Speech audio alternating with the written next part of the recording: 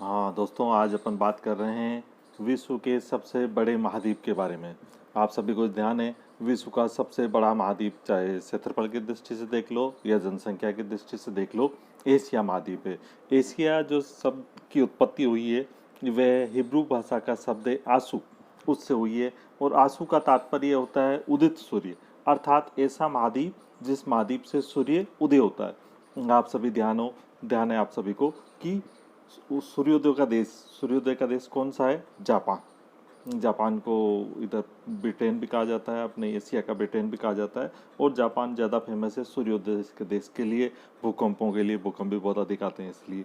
और इस अपना जो एशिया महाद्वीप है, इस महाद्वीप को भी उदित सूर्य या आंसू या एशिया के नाम से जाना जाता है। और एशिया और यूरोप दोनों आप सभी को ध्यान है जुड़े हुए हैं, इसलिए इसको यूरेशिया भी कहा जाता है। प्राचीन जो ग्रंथ है एंशियंट इंडिया है, उसमें आपको जम्बू द्वीप के नाम से भी इस महाद्वीप का उल्लेख मिलेगा कि जम्बू द्वीप के नाम से किस महाद्वीप को जाना जाता है, तो उसके लिए भी एशिया महाद्वीप को ही जाना जाता है। एशिया महाद्वीप आप सभी को ध्यान है, इधर उत्तर में आर्कटिक से लेकर दक्षिण में इंडियन ओशन, हिंद महासागर तक फैला हुआ है। इधर अपन बात करें तो इधर ये आपका पैसिफिक सी है, इस पैसिफिक सी से लेके और इधर आपके हम पश्चिम में बात करें तो यूरोप महाद्वीप तक फैला हुआ है। यूरोप महाद्वीप और एशिया महाद्वीप के बीच में सीमा बनाने का जो काम करता है वो करता है मुख्य रूप से यूराल पर्वत। वो अपन जब इसका फिजिकल पढ़ेंगे नेक्स्ट में, उस फिजिकल में और अच्छे से पढ़ेंगे हुए ये यूराल पहले, और उसके बाद में समकोण बनाते हुए एक नदी निकलती है जो यूराल नदी है। और ये यूराल नदी आगे जाकर कैस्पियन सागर में गिर जाती है। और तो कैस्पियन, यूराल पर्वत, यूराल नदी, ये दोनों एशिया और यूरोप को अलग कर रहे हैं। इसके बाद में कैस्पियन सागर अलग कर रहा है। इसके बाद अपन बात करें देखें तो यहाँ पर एक पर्वत मिलता है जिसका नाम है काकेसस। कौन सा पर्वत है? काकेसस। ये भी एशिया और यूरोप महाद्वीप को अलग करता है। और उसके बाद में अपन आगे चलें तो आगे काकेसस के बाद में एक सागर है जिसका नाम लिखा हुआ ये यहाँ पर, इसके पास में ही ब्लैक सी। ये ब्लैक सी भी इस एशिया और यूरोप को अलग करता है। इसके बाद में आगे और चलें तो मारमरा सागर। कौन सा सागर है? मारमरा सागर। ये भी एशिया और यूरोप को अलग करते हैं। तो एशिया और यूरोप दोनों सम्मिलित रूप से यूरेशिया कहलाते हैं। लेकिन ये यूराल पर्वत, ये यूराल नदी जो समकोण बनाते हुए गिर रही है, इसके बाद काकेसस, ये कैस्पियन सागर, काकेसस पर्वत और ब्लैक सी और मारमरा सागर है जो एशिया और यूरोप को अलग करते हैं। नेक्स्ट अपन बात करें कि इस एशिया महाद्वीप में का इतनी विशेषताएं क्यों मिलती है। एशिया महाद्वीप में इतनी विशेषताएं मिलने का कारण यह है कि ये ऐसा महाद्वीप है, एकमात्र ऐसा महाद्वीप है जो दोनों गोलार्धों में पाया जाता है। उत्तरी गोलार्ध में भी देखो तो भी एशिया महाद्वीप मिलेगा, दक्षिण गोलार्ध में जाओ तो भी एशिया महाद्वीप मिलेगा। दक्षिणी गोलार्ध में 10 डिग्री दक्षिणी अक्षांश, 10 डिग्री दक्षिणी अक्षांश है, उस 10 डिग्री दक्षिण अक्षांश से ये प्रारंभ होता है। और इधर उत्तर में जाओ आप तो 80 डिग्री तक इसका विस्तार मिलता है।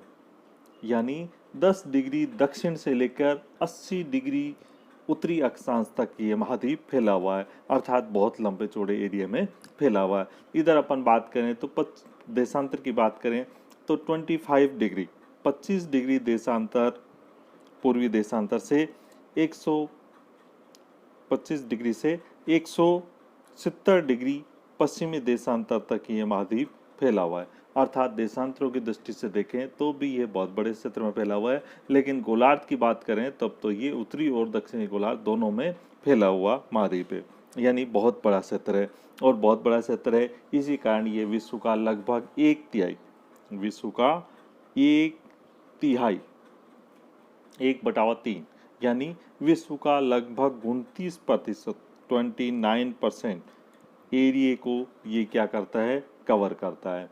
इसी तरह अपन बात करें कि जनसंख्या की, तो जनसंख्या की दृष्टि से भी विश्व का सबसे बड़ा महाद्वीप है। और इसमें विश्व की 60% जनसंख्या निवास करती है। यानी एरिया तो 1/3 ही है, लेकिन जनसंख्या की बात करें तो यहाँ पर 60% जनसंख्या निवास करती है। लेकिन यहाँ पर एरिया की बात करें तो एरिया 29% ही है। लेकिन अपन बात करें कि विश्व का जनसंख्या की दृष्टि से बड़ा महाद्वीप तो भी यही है, विश्व का क्षेत्रफल की दृष्टि से बड़ा महाद्वीप तो भी यही है। इसका क्षेत्रफल है 44.58 मिलियन वर्ग किलोमीटर।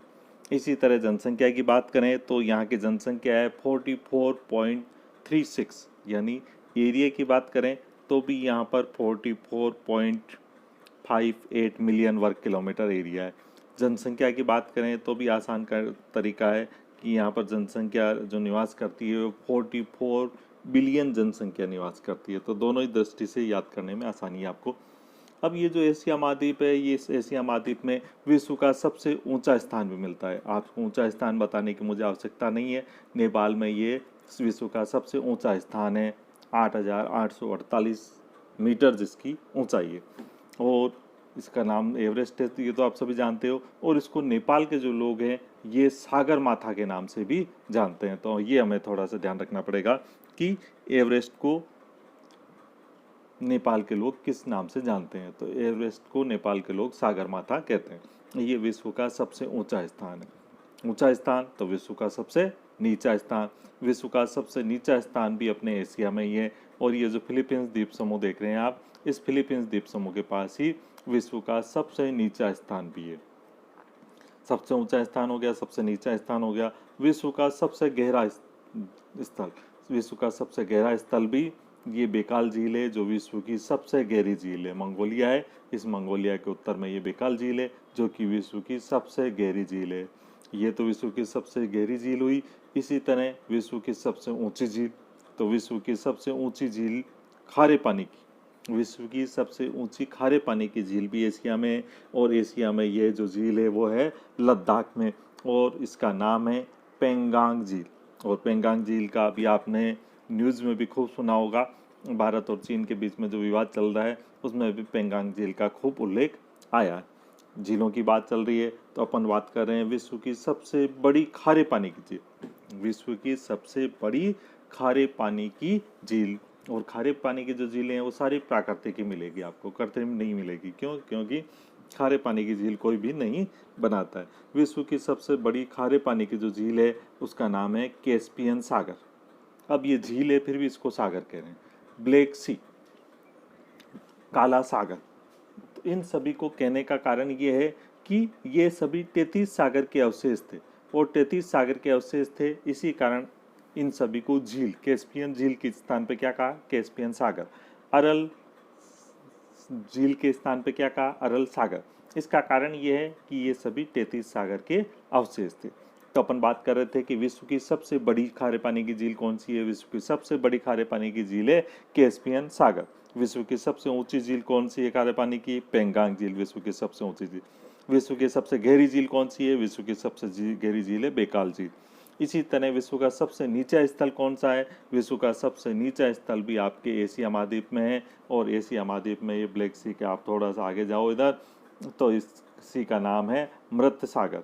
और ये जो मृत सागर है, ये मृत सागर ये यहाँ पर स्थित है।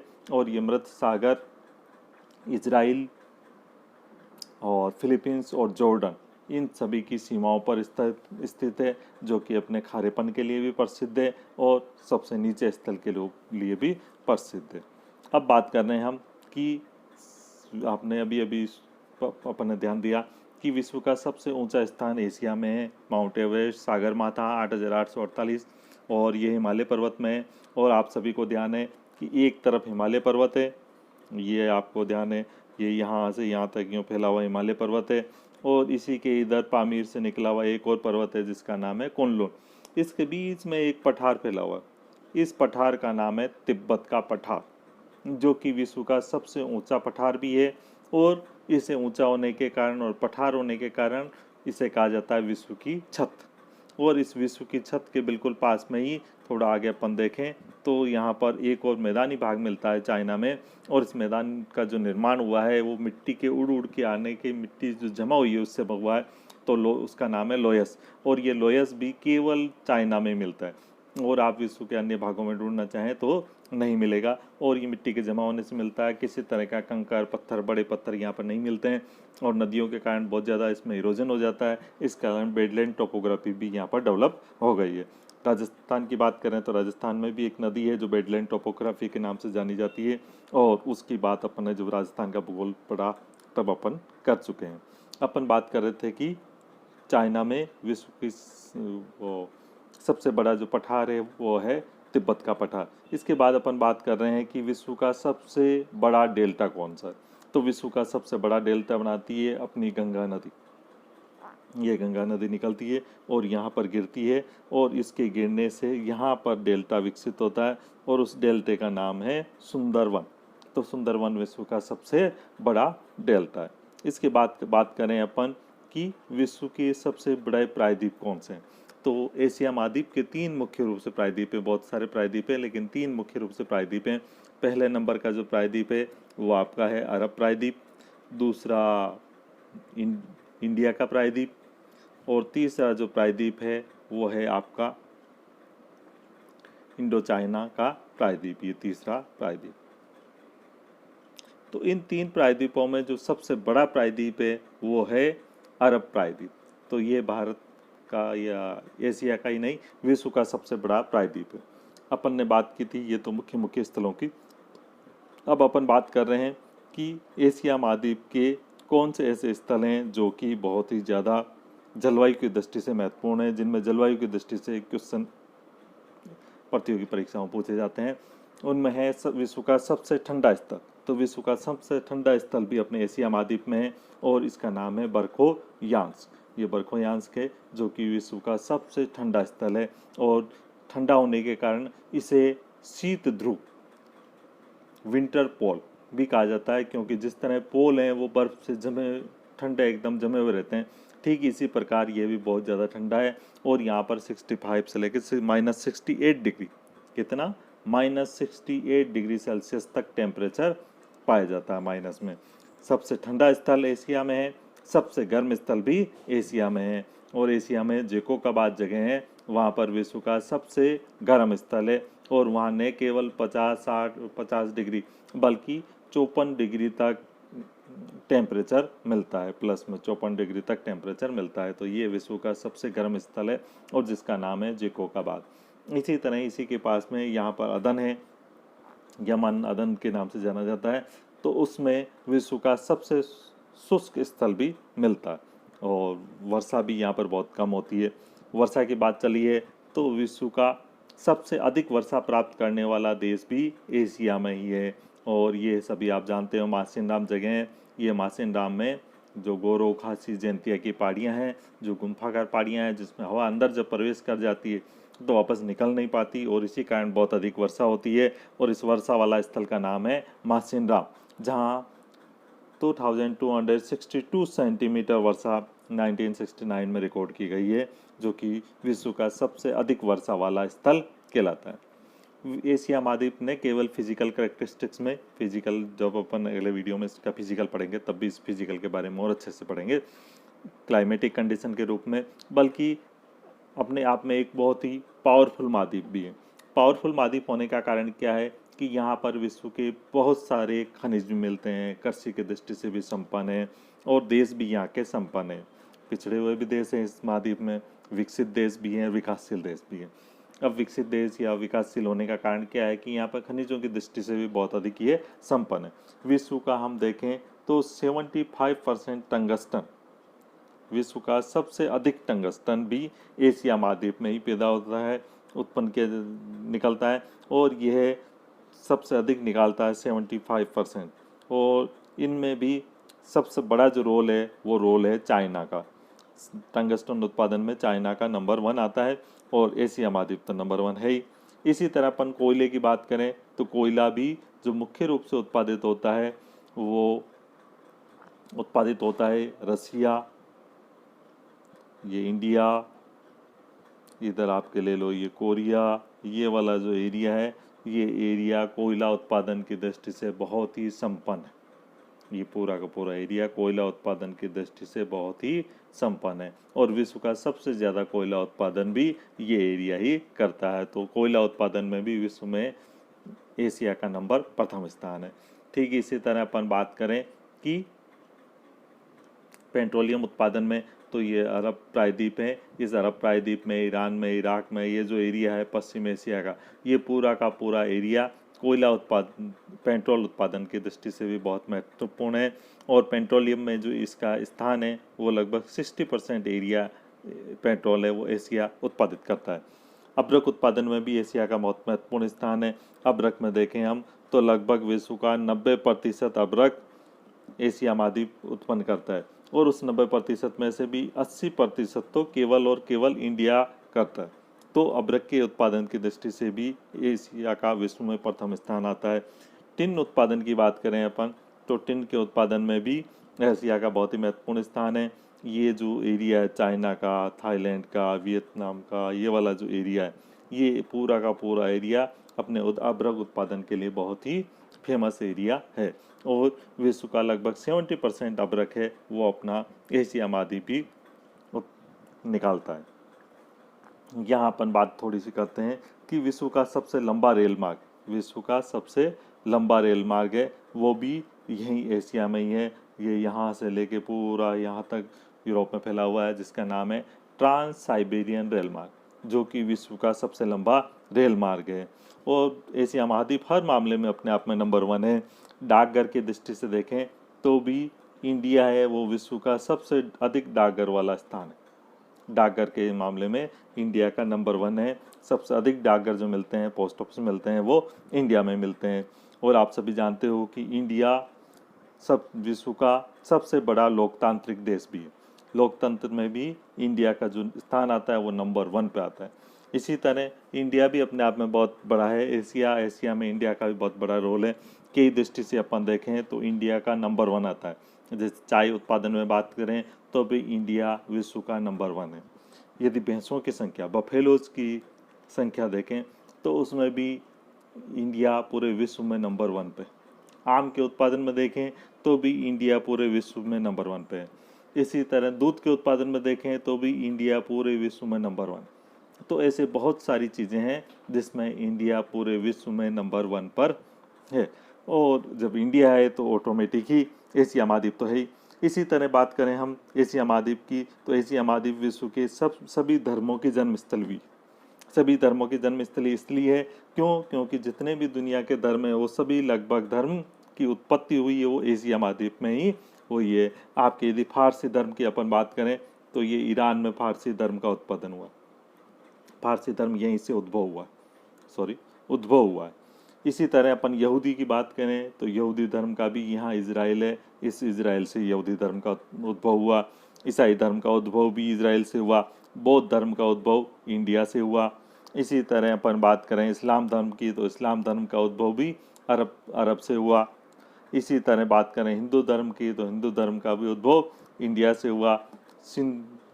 जापान का धर्म है जिसको कहा जाता है शिंतो, इस शिंतो धर्म का उद्भव है, यह भी इधर जापान से हुआ।